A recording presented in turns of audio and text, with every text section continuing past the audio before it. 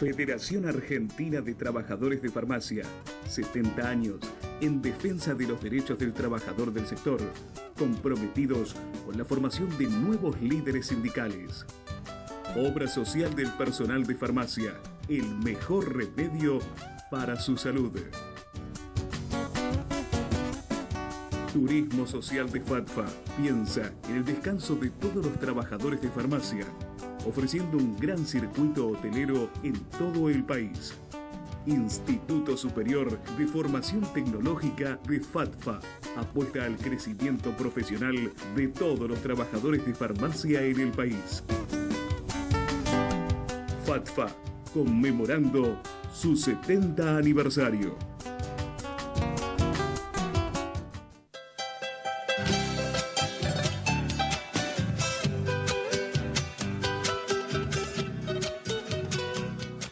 ¿Qué tal, amigos? ¿Cómo están todos? Muy bienvenidos a un nuevo programa de Proyecto Federal. Como siempre, la recorrida de la información federalmente. Vamos a hablar como todos los días de actualidad que tiene que ver con la política, con la salud, con la economía. Temas que obviamente nos interesan a todos nosotros y que también tiene que ver fundamentalmente con encontrar esas explicaciones o esas orientaciones necesarias, ¿no?, que muchas veces necesitamos en cada ámbito, en cada rubro, en cada sector. Gustavo, ¿cómo estás? ¿Cómo te va, Luis? ¿Cómo le va a todos ustedes? Bueno, una nueva semana para abordar todos los temas que le comentó acá mi compañero Luis. Si hacemos un repaso, un breve repaso y un tema que me llamó la atención, y lo digo como docente universitario. Este discurso relacionado con la universidad pública y que hay demasiadas universidades en la provincia de Buenos Aires. Yo quiero comentar, y es muy feo también ser autobiográfico, pero el caso, mi abuela era analfabeta y yo soy la segunda generación de universitarios. ¿Qué puedo decir? Estoy en favor de que haya universidad pública y es muy probable que si hay crisis económicas, muchos estudiantes de carreras universitarias no terminen en 5 años. Probablemente lo terminen en 10 años. Pero ¿qué puedo decir para una universidad que esté en Florencio Varela si alguien puede viajar o costearse o tener el tiempo para acceder a la UBA en la ciudad de Buenos Aires, en la capital federal, con ese recorrido, con 3 horas de viaje, 2 horas y media de viaje? Realmente resulta imposible. Este concepto de alguna manera descentralizar a través de distintas universidades y que haya sido marcado con un enfoque economicista. Cierro mi primera parte del editorial haciendo referencia a que luz verde a la educación pública, luz verde a las universidades que están en la provincia de Buenos Aires y desde todo gobierno lo que tienen que hacer es ver cómo retener la matrícula, analizar todos los factores, si hay o no hay deserción y los factores en los cuales se puede ayudar. Insisto, ¿sí?, es muy importante y es una visión estratégica. A ver, la semana pasada estuve en un Congreso Internacional de Derecho Laboral. Uno de los temas que más le preocupa a la gente es la tecnología. La única manera de neutralizar la tecnología, si quieren, o utilizar o capitalizar la tecnología, es a través de mayor conocimiento, mayor profundización del conocimiento. Si yo voy a achicar esta pirámide del conocimiento, a ver, para Domingo Faustino Sarmiento era la alfabetización. Hoy por hoy son los niveles terciarios y universitarios. Eso no lo tenemos que frenar, ¿sí? Es mirar a largo plazo. Bueno, vamos a ir presentando a los invitados, porque hay temas internacionales. A ver, España, Rajoy, ¿qué pasó con Rajoy? ¿Qué pasó en Colombia? Y alguna postilla que le vamos a preguntar a Tirio Borón. Dijo postilla porque no da para hablar mucho tiempo en un programa. Este tema de la selección nacional que va a jugar en Israel, Jerusalén, y de alguna manera toda la situación, vamos a usar una palabra no académica, todo el lío que se armó con la participación de la selección nacional. Y me refiero a vos, ¿qué opinás? A nivel deportivo, ya distraerte la atención, que vas a tener problemas en un lugar donde no vas a competir ningún mundial, qué complejo, ¿no? Realmente, ¿no? Porque donde obviamente debe estar enfocado, debe estar centralizado cualquier plantel de cualquier país es en la competencia en sí, ¿sí? Pero cuando se generan este tipo de situaciones como la que marca Gustavo perfectamente, realmente, bueno, es preocupante por un lado también, pero no tiene que dejar de crear tipos de susceptibilidades, que muchas veces, he escuchado por allí, también son cosas que se generan propiciamente en este momento de distintos países para generar este tipo de situaciones, o también, ¿no? Se lo dejamos a Tilio Borón a ver que nos dé alguna opinión, pero creo que es muy importante analizar este proceso de España, de Colombia, y bueno, qué es lo que está pasando, a ver, qué es lo que está pasando a nivel internacional, lo que representa estratégicamente Jerusalén. Pero en el día a día nos sorprendemos con los precios. Así comentamos hace el programa de la semana pasada, comentamos que en enero una bolsa de 50 kilos de harina estaba a 260 pesos y ahora una bolsa de 50 kilos de harina está a 740 pesos. El tema de los precios se van al demonio, no dije otra palabra, dije se van al demonio.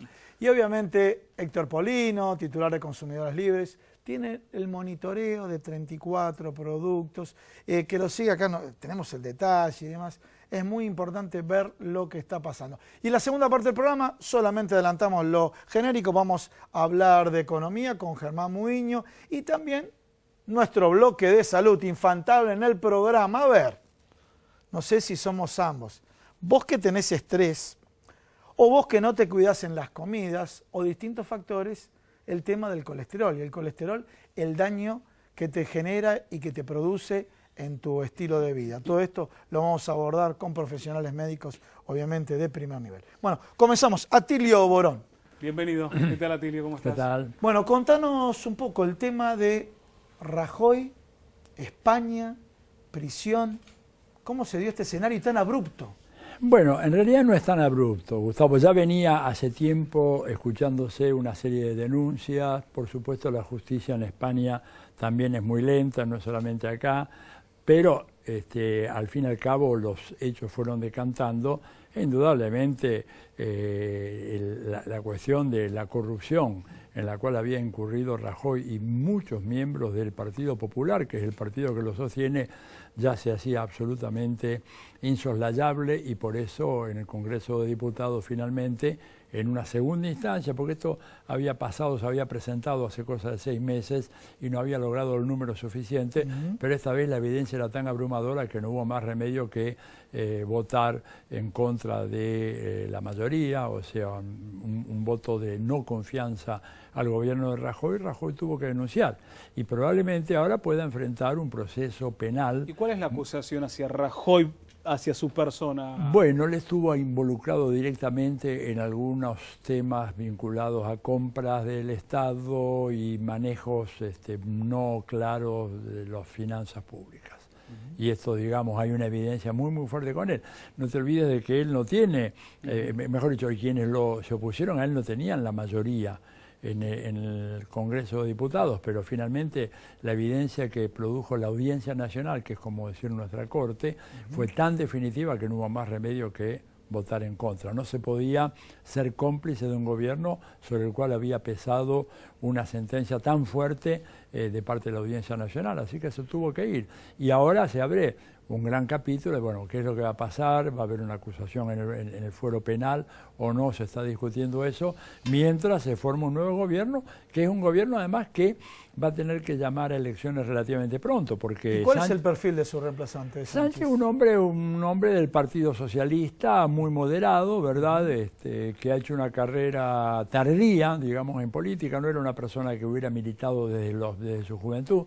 Comenzó ya relativamente grande a meterse en política. Había tenido, digamos, sufrido una derrota muy fuerte en las elecciones anteriores, en donde prácticamente había sido sobrepasado por Podemos. Muchos pensaron de que el PSOE ya no tenía futuro. Sin embargo, bueno, este hombre pudo recomponer las cosas y aparecer como la única alternativa. En realidad no había otra. Podemos no tenía condiciones de imponer un presidente de gobierno español, Ciudadanos tampoco. O sea, estamos viendo un proceso de disolución de los viejos partidos tradicionales, sea el PSOE o el Popular, la conformación de dos fuerzas que van a tener mucho que ver con ellos. Podemos poco a poco se ha ido acercando en su perfil ideológico al PSOE, y Ciudadanos al Partido Popular. O sea, probablemente se reconstituya un sistema bipartidario. ¿Sánchez puede en volver España. a presentarse como, Sánchez, sí, por como supuesto. presidente? Sí. Tiene grandes posibilidades, porque Sánchez, si no vemos un panorama... Y habrá que ver, porque ¿sabes qué ocurre, Luis? Que hay muchas complejidades en la política española hoy. Está el tema candente de Cataluña, que fue en gran parte lo que le hizo perder muchos votos a Rajoy. Fíjate que en el Congreso de Diputados el bloque catalán votó en contra de él, cosa que antes no lo había hecho. Bueno, pero es que el manejo de Rajoy sobre la cuestión de Cataluña fue muy torpe, ¿verdad? Entonces, Sánchez podría, habrá que ver cómo viene el nuevo resultado electoral. Podemos ha venido estancándose y una cierta declinación, por ahí él capitaliza eso y bueno, tal vez pueda volver a ser ya ratificado en elecciones como presidente del gobierno español. Atilio, ya volvemos con el tema de Colombia, pasamos con Héctor Polino. Bueno, el tema del monitoreo de precios. A ver, si tomamos el diario del día de hoy, las consultoras que le nutren de información al Banco Central, dicen la inflación para el año es del 27, proyectada, una de las consultoras, 27,1%. Después otras consultoras hablan de la atracción que va a tener la devaluación para el mes de junio. Pero el día a día lo medís vos, porque vos medís lo que vale la selga, cada uno de los productos. Contanos un poco qué es lo que da la canasta. Bueno, la canasta básica de alimentos que venimos midiendo desde hace 22 años cada 15 días en supermercados y negocios barriales de la ciudad de Buenos Aires, y como hay una gran dispersión de precios, siempre medimos las mismas marcas, las mismas categorías, en los mismos supermercados, en los mismos negocios, para que la comparación tenga un sentido, porque de lo contrario surge cualquier número. En el mes de mayo nos dio un 2,27% de aumento de esa canasta de alimentos. ¿Qué significa esto? Discúlpame, ¿esos están incluidos también en precios cuidados? Hay algunos que están... Algunos están incluidos. Cuatro artículos tenemos de los 38 que corresponden a precios cuidados. Ahora, lo importante es esto. Este 2,27 significa que hay casi un punto más, 0,91% exactamente, que el mismo mes de mayo del año pasado. Y el acumulado, 1 de enero, 31 de mayo de este año, 10,14%, un 2,51% más que en el mismo periodo del año 2017. Es decir, que la inflación que tiene la Argentina, lejos de disminuir, continúa aumentando. Y si bien esto no es la inflación, esto es la canasta básica de alimentos. La inflación es un número... Pero eso es el día a día, lo que vos... Acá tengo una lista, pero te voy preguntando por la lista que vos tenés, que es la que preparan ustedes. Vi algunos productos, creo que... A ver... que son irrisorios. Sí, la selga, ¿no? Realmente la selga es uno de los impresionante el aumento de precio. A ver, té Taragüí, acá tenés un dato. Té Taragüí, ¿no? Del 1 de enero al 31 de mayo, según los datos que ustedes relevaron, 66,84%. Sí, es un disparate.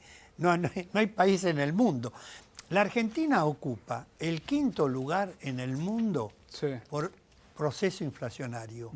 Solamente hay 4 países más en la Tierra que tienen mayor inflación que la Argentina. Está totalmente descontrolado. Ahora, ¿por qué se producen estos procesos inflacionarios en la Argentina? Porque todos los días aumenta algo. Y es el propio gobierno nacional el que fomenta e impulsa este proceso inflacionario. Un día autoriza aumentos en las tarifas, en los combustibles, por ejemplo. En teoría iba a ser un 1,algo% por impuestos, pero al fin y al cabo nos encontramos 5%. El día 2 que había aumentado un 5%. 5%. Primero, un día se dijo que se había llegado a un acuerdo con las petroleras, que por 60 días no iba a haber aumentos. Exactamente. Después, a los pocos días, se dijo que el aumento iba a ser del 1% como consecuencia de la incidencia de un impuesto. Y ahora, el 5% de aumento. Y en el mes de julio está previsto un aumento del 3%.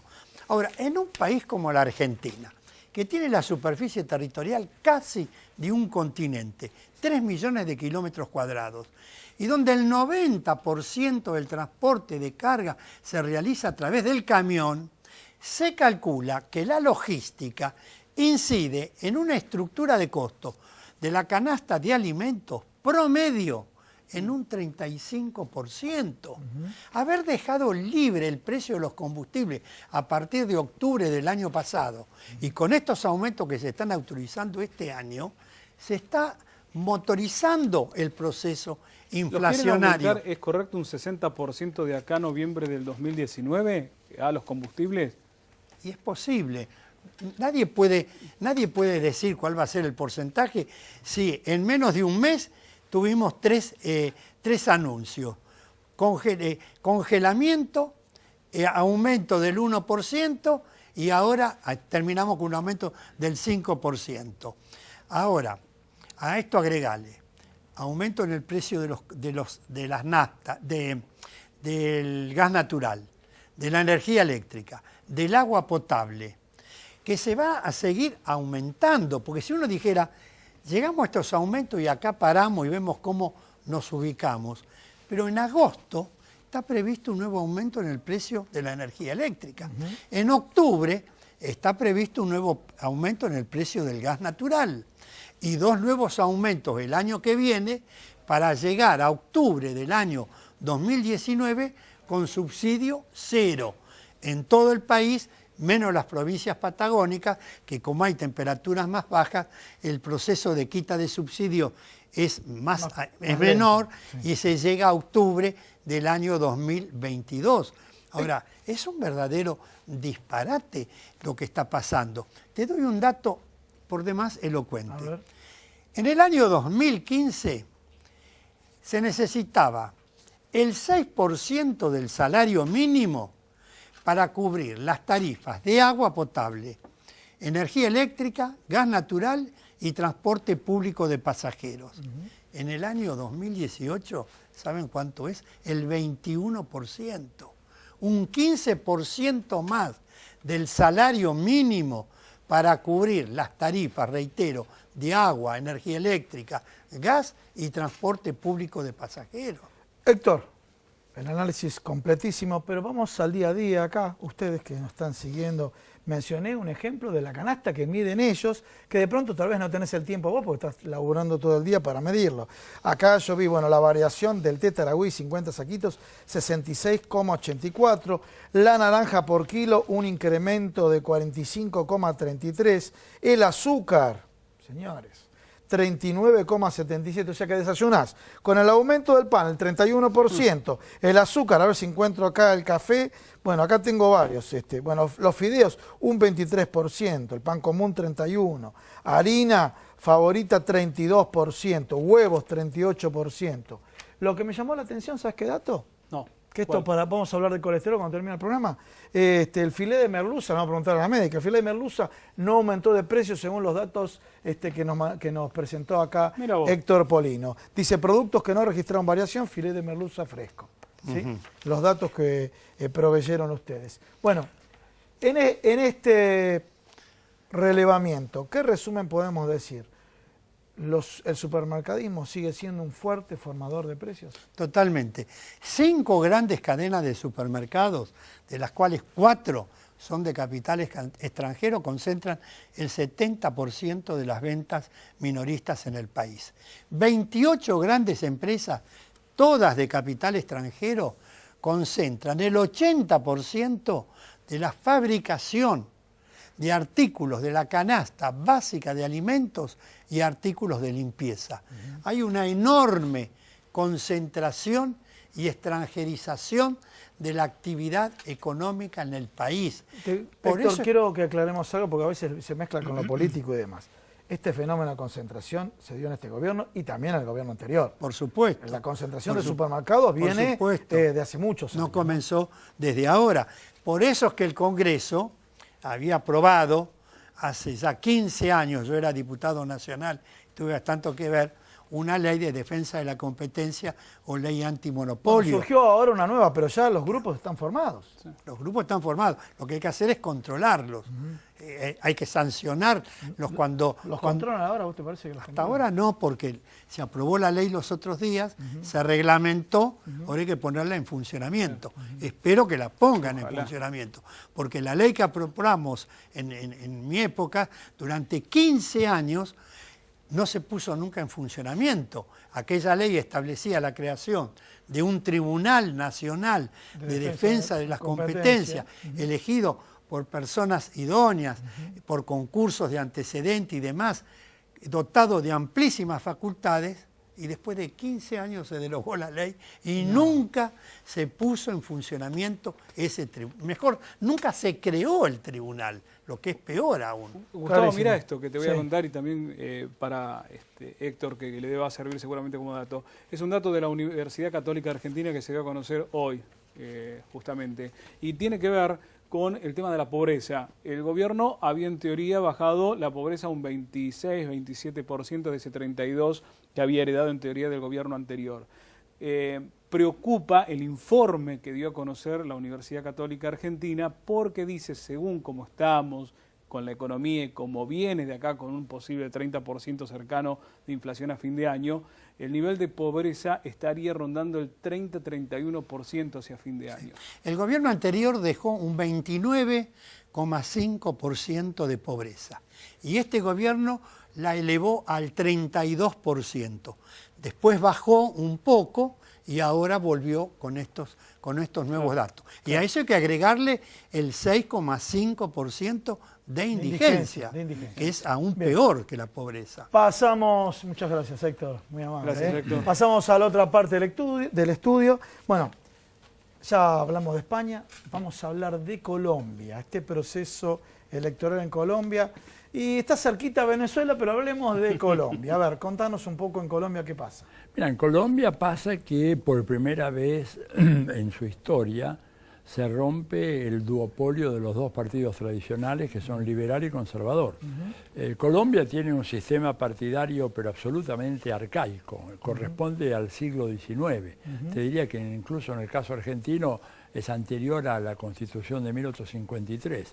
Esa era la pugna que había acá en este país en aquella época, ¿verdad? Colombia es el único país que hasta el día de hoy en América Latina tenía un sistema partidario que giraba en torno a liberales y conservadores. Todos los demás habían cambiado, menos Colombia. Eso se rompe en la última elección, en donde aparece un desprendimiento del Partido Liberal, ¿verdad?, que es lo que representa el uribismo, o sea, por el expresidente Álvaro Uribe, en la figura del candidato Iván Duque, y se forma un reagrupamiento de centro-izquierda, moderado, ¿verdad?, dirigido por Gustavo Petro, en una coalición que se llama Colombia Humana, en donde básicamente los define el compromiso muy fuerte de ellos para mantener y profundizar el proceso de paz. ¿Y la FARC cómo entraría? No, la FARC podían presentarse como candidatos, pero vieron que no tenían piso mínimo y realmente renunciaron. Su intención de voto era el 1,5%, o sea, la gente directamente no los iba a votar y ellos con muy buen tino dijeron, bueno, nos vamos, nos retiramos y a otra cosa. Entonces ahora hay una segunda vuelta entre un candidato que no es del oficialismo, no es, a veces se dice el candidato de Santos no es así. Santos tenía otro candidato que no le fue nada bien. Este es un candidato de Uribe, ¿verdad? Iván Duque. El problema de Uribe, como todos sabemos o deberíamos saber, Uribe fue denunciado ya en 1991 por ser uno de los 100 más grandes narcotraficantes de Colombia. La denuncia la hizo la DEA, no es que la hizo un medio de oposición, la DEA.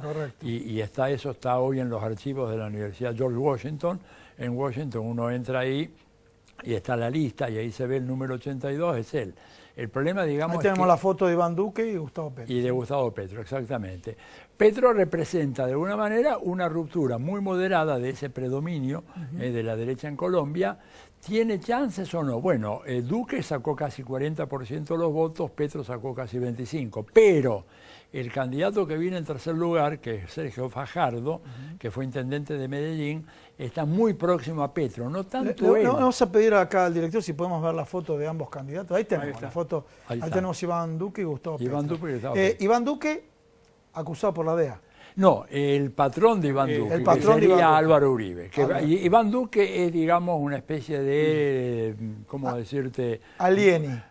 Claro, un chirolita, como se suele decir acá. ¿De dónde irían los votos de ese tercer candidato que estaba cerca de Petro? Mirá vos, es muy interesante. Los votantes de ese tercer candidato, de Fajardo, ya están diciendo que van a votar a Petro. ¿Por qué?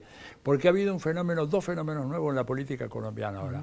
Primero, el ingreso muy fuerte de jóvenes en la política, a votar.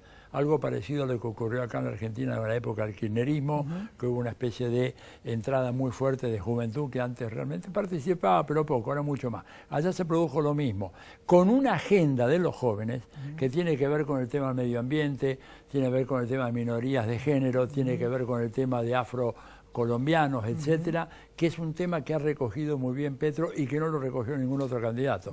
Y el segundo factor importante es la presencia de mujer. Las tres candidatas a vicepresidente de este espacio progresista, el de Fajardo, el de Petro y el de la Calle, son mujeres. ¿Y sabes lo que dijeron las tres? Que vamos a votar y a pedir el voto de las mujeres para aquel candidato que tuviera la mayor proporción y que fuera la segunda vuelta. Entonces, independientemente de lo que digan los candidatos, la base electoral de estas tres otras fuerzas probablemente se inclinen por Petro, y eso sería, digamos, si llegara a triunfar Petro en las elecciones que son... ¿Cuál es el régimen colombiano para es una segunda vuelta y gana ahí directamente en la segunda vuelta, que tiene la mayoría de los votos. Punto. Ya con eso se acaba el proceso. Atilio, bueno, para cerrar, lo prometido, para distender un poquito más, lo prometido. A ver, la selección argentina, Israel, ir a jugar a Jerusalén. A ver, en un simplismo yo diría, ¿para qué le complican las cosas si los muchachos no vienen jugando bastante mal y van allá? Además decían que iba a haber el Papa y después parece que el Papa no lo recibe. Bueno, y esto me parece una movida muy tonta de parte de la dirigencia de la AFA, porque por más dinero que le den, pero hoy en día Jerusalén... A ver, los riesgos de ir a jugar a Jerusalén. Y los riesgos que te vas a alienar una gran parte del mundo árabe que puede tolerar el Estado de Israel, debería tolerarlo, ¿no es cierto? Pero no tolera jamás de que Jerusalén se convierta en la capital del Estado de Israel. Y estos van justamente a meterse en la boca del lobo, porque si fueran a jugar a Tel Aviv no sería tanto problema. Bueno, igual es un gesto innecesario para alienarte a un público muy grande, pero meterte en Jerusalén es convalidar algo que tiene la repulsa universal del mundo árabe, e inclusive, fíjate, los países europeos han dicho que no van a mover sus embajadas a Jerusalén. Vamos nosotros ahí a hacer qué, no sé qué. De alguna manera esto lleva implícito que desde el gobierno actual la política de relaciones internacionales tiene muchas, por lo menos, falencias. Muchísimas falencias. Es una política, te diría yo, que todavía no ha sido definida correctamente. No hay una buena lectura del sistema internacional. Debería haberla. El sistema ha cambiado mucho. No es el que había hace 2 años. El tema de Marcos Peña, justo otra postilla para cerrar. El tema de Marcos Peña estando en Inglaterra por el tema, digamos, por la situación que existe con Inglaterra, referido, bueno, a una lucha histórica y principalmente a Malvinas. Mira, yo creo que el tema Malvinas ha salido de la agenda de la Cancillería, desgraciadamente sí. ¿Y la presencia de Marcos Peña ayuda, no ayuda? Habrá que ver lo que dice, no sabemos muy bien, porque fíjate que hay además un déficit de información. No se ha dicho, por ejemplo, ¿qué fue a hacer Marcos Peña a Cuba? La verdad que no hay ninguna información oficial. ¿Qué fue a hacer ahora Inglaterra? Dice que fue a rendir un homenaje a los soldados británicos caídos en la guerra. Digo, es un gesto humanitario, pero creo que la política exterior tiene que definirse en función de otros parámetros. Sí. Atilio Borón, muchísimas gracias. Gracias a ustedes. Buenas tardes. Señores, no se vayan, quédense acá y continuamos en Proyecto Federal.